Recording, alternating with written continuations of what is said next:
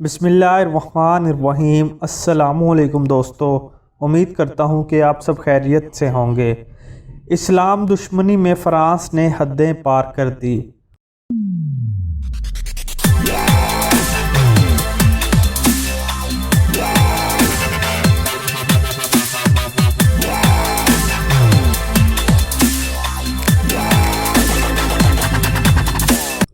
معروف تجزیہ نگار اور کالم نگار انصار عباسی اپنے کالم میں لکھتے ہیں کہ فرانس ایک بار پھر اسلام دشمنی میں حدیں پار کر گیا ہے۔ فرانس میں گستاخانہ خاکوں کو پہلے اخبارات میں شائع کیا جاتا رہا اور اب ان خاکوں کو سرکاری عمارتوں پر دکھایا گیا، اور اس کھنونے کھیل میں فرانسیسی صدر میکرون بھی شامل تھا، جس کے بارے میں ترک صدر اردوان نے بہت درست کہا کہ میکرون کو اپنے دماغ کا علاج کروانا چاہیے۔ میرا تو ماننا ہے کہ اسلام کے خلاف بغض اور دشمنی میں وہ پاگل ہو چکا ہے۔ گستاخانہ خاکوں کو سرکاری عمارتوں پر دکھانے کی پشت پناہی تو میکرون نے کی، لیکن یہ کام کرنے والا وہی چارلی ہیبڈو میگزین ہے جو کئی برسوں سے اسی ناپاک کام میں لگا ہوا ہے۔ باوجود اس کے کہ چارلی ہیبڈو پر چند مسلمان نوجوانوں کی طرف سے کوئی 4-5 سال پہلے ایک بڑا حملہ بھی ہوا اور اس میگزین کے عملے سمیت 12 افراد ہلاک ہوئے تھے۔ اس وقت کے مسیحی مذہبی رہنما اور پوپ تک نے چارلی ہیبڈو پر حملے کے واقعہ پر تبصرہ کرتے ہوئے کچھ ایسا کہا تھا کہ اگر آپ کسی کی ماں کو برا بھلا یا گالی دیں گے تو جواب میں آپ کے چہرے پر مکہ تو رسید ہوگا، لیکن اس کے باوجود چارلی ہیبڈو اور فرانس باز نہ آئے اور یہ قابل مذمت اقدام، جس سے مسلمانوں کی شدید دل آزاری ہوتی ہے، جاری رہا۔ چند ہفتے قبل فرانس میں رہنے والے ایک پاکستانی نوجوان نے گستاخانہ خاکہ شائع کرنے پر چاقو سے حملہ کر کے چارلی ہیبڈو کے چند ایک کارکنوں کو زخمی کر دیا تھا۔ حال ہی میں فرانس ہی میں رہنے والا ایک چیچن مسلمان لڑکے جس کی عمر کوئی 15-16 سال تھی، اس نے اپنے اسکول کے اس استاد کو قتل کر دیا تھا جس نے کلاس روم میں اپنے طالب علموں کو گستاخانہ خاکے دکھائے تھے۔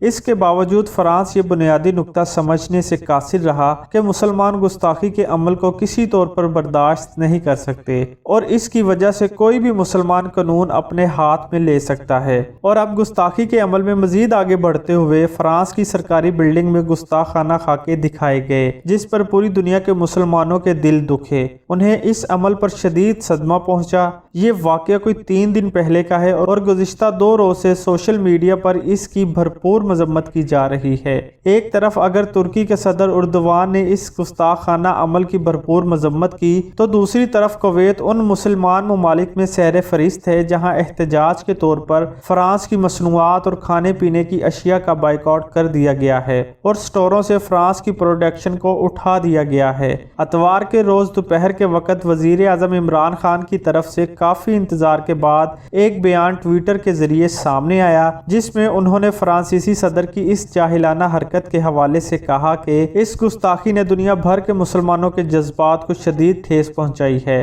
میں تو توقع کر رہا تھا کہ عمران خان جو مغرب کے اس رویے کے خلاف پہلے بھی بولتے رہے ہیں، جو خوش آئندہ بات ہے، اس بار فرانسیسی اشیاء اور مصنوعات کے بائیکاٹ کا اعلان کریں گے اور فرانس کے پاکستان میں متعین سفیر کو احتجاجاً پاکستان چھوڑنے کا حکم بھی دیں گے، لیکن ابھی تک ایسا کچھ نہیں ہوا۔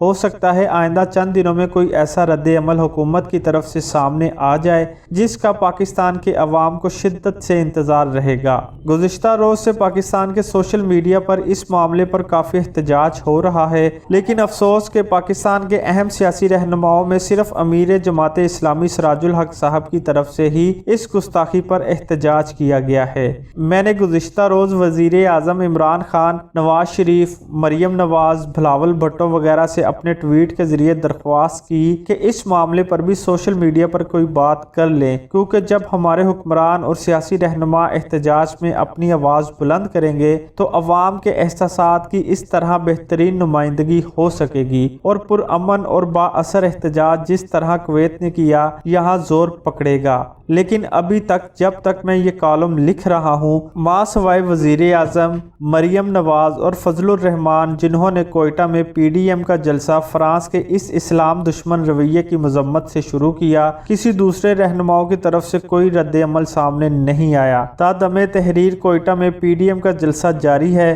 میں امید کرتا ہوں کہ اس جلسے میں مزید مذمت کی جائے گی، بلکہ اس حوالے سے قرارداد بھی پیش کی جائے گی۔ ہو سکتا ہے کچھ دیر میں یا ایک آدھ دن میں ہمارے رہنما اس معاملے پر اپنا احتجاج ریکارڈ کروا دیں، لیکن مجھے اس بات کا افسوس ضرور ہے کہ کراچی میں مزار قائد پر کیپٹن صفدر کی طرف سے نعرے لگانے پر تو سب سیاسی رہنما بیانات پر بیانات دیتے رہے، لیکن فرانس کی گستاخی اور اسلام دشمنی پر وہ ابھی تک نہیں بولے۔ ہو سکتا ہے کہ انہیں فرانس کی تازہ اسلام دشمنی کا علم نہ ہو۔ کوئی ہے جو ہمارے سیاسی رہنماؤں کو خبر دے کہ فرانس نے کیا ظلم کیا؟ کوئی ان کو بتائے کہ ترکی کے صدر اردوان بھی سیاستدان ہیں، لیکن کس جرأت کے ساتھ وہ مسلمانوں کی نمائندگی کرتے ہیں۔ جو حال ہمارے سیاستدانوں کا ہے، کچھ یہی حال اسلامی دنیا کے اکثر سربراہان کا بھی ہے، اور یہ آج کے مسلمانوں کا سب سے بڑا المیہ ہے۔ شکریہ۔